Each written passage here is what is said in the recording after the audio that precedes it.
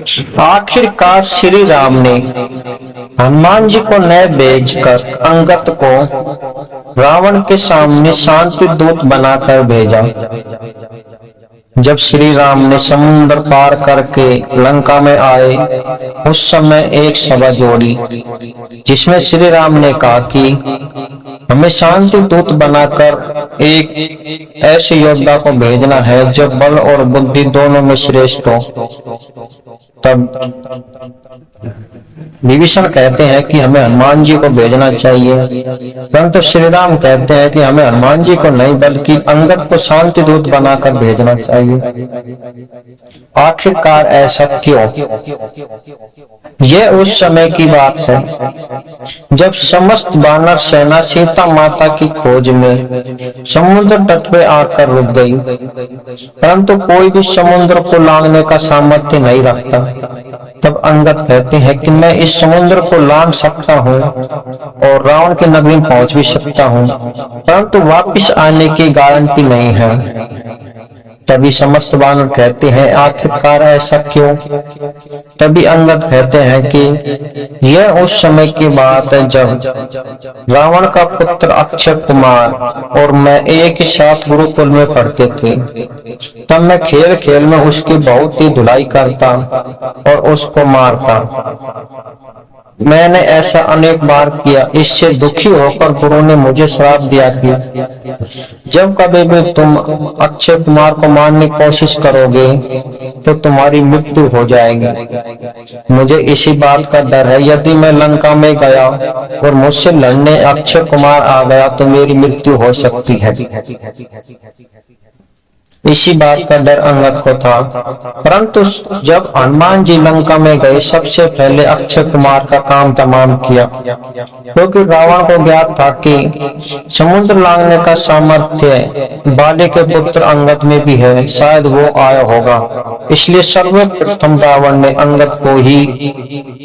अंगद के लिए अक्षय कुमार को भेजा, परंतु वहां पर हनुमान जी मिले और हनुमान जी ने सर्वप्रथम उस अक्षय कुमार को मार डाला, क्योंकि हनुमान जी को ज्ञात था कि यदि ये जीवित रहा तो यहाँ पर यदि श्री राम आएंगे, उनके साथ अंगद भी आएगा तो अक्षय कुमार उनसे युद्ध करने के लिए आएगा, इससे अंगद की मृत्यु हो सकती है। इसलिए हनुमान जी ने सर्वप्रथम इस अक्षय कुमार का ही काम तमाम किए, जिससे अंगद का रास्ता साफ हो गया। तभी श्री राम ने विभीषण को यह सारा वृत्तांत बताया। तब विभीषण अच्छी तरह से समझ गए। कहा जाता है कि जैसे ही अंगद रावण के सामने गया तो उसने उसका रावण का सम्मान किया, उसे प्रणाम भी किया और कहा कि तुम्हें श्री राम से क्षमा याचना करनी चाहिए और माता सीता को उन्हें लौटा देना चाहिए। परंतु रावण बहुत ही घमंडी और शक्तिशाली होने के कारण अपने आप को सबसे महान मानता और कहता है कि शायद वह मुझसे डरता है, इसलिए मुझसे शांति की वार्ता करने के लिए भेजा है।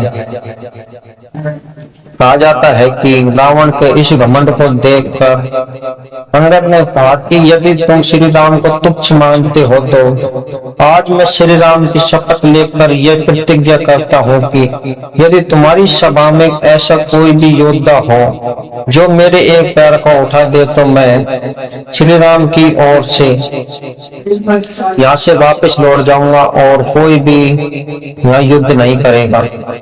अंगद ने श्री राम का नाम लेकर अपने पैर को इस तरह जमा दिया कि रावण के समस्त सभापति वहां पर आते हैं, परंतु अंगद का पैर भी नहीं हिला पाते हैं। मेघनाथ भी उसमें पैर हिलाने के लिए अक्षम था, परंतु कहा जाता है कि श्री राम की शक्ति के कारण अंगद का पैर इतना भारी हो गया कि जैसे कि तीनों लोग उसके ऊपर ही हो, क्योंकि श्री राम का जो भी नाम लेता है वह उसका आधार बन जाता है। तो स्वयं श्री राम उसके वचन की लाज रखने के लिए उसके साथ हो जाते हैं। दूसरा कारण यह भी था कि वह बाली का पुत्र था और रावण बाली का मित्र था। शायद राम को आशा थी कि शायद उसकी मित्रता के कारण शायद ये शांति हो जाए, जिसके कारण निर्दोष लोगों की हत्या ना हो सके। इसी कारण से भी श्री राम ने अंगद को रावण के सामने शांति दूत बनाकर भेजा और यह भी ज्ञात कराया कि हमारी सेना में हनुमान जी ही सर्वश्रेष्ठ नहीं है, बल्कि हनुमान जी जैसे अनोखे योद्धा भी हैं। यही अपनी शक्ति का परिचय कराने के लिए भी श्री राम ने अंगद को वहां पर भेजा। इससे रावण को ज्ञात हो गया कि हनुमान जी ही उस सेना में बलशाली नहीं है, बल्कि हनुमान जी जैसे अनेक योद्धा भी वहां पर बलशाली हैं। और रावण को अपनी गलती का एहसास भी होने लगा, परंतु वह अपने घमंड के कारण कुछ नहीं देख पाता और उसको यह भी पता चल गया कि सामने वाला योद्धा कमजोर नहीं है। इसलिए कभी भी हमें दूसरे को कमजोर नहीं समझना चाहिए। यदि आप इस कथा से सहमत हैं और इस वृत्तांत से परिचित हैं तो इस कथा को आप लाइक और शेयर भी अवश्य करें।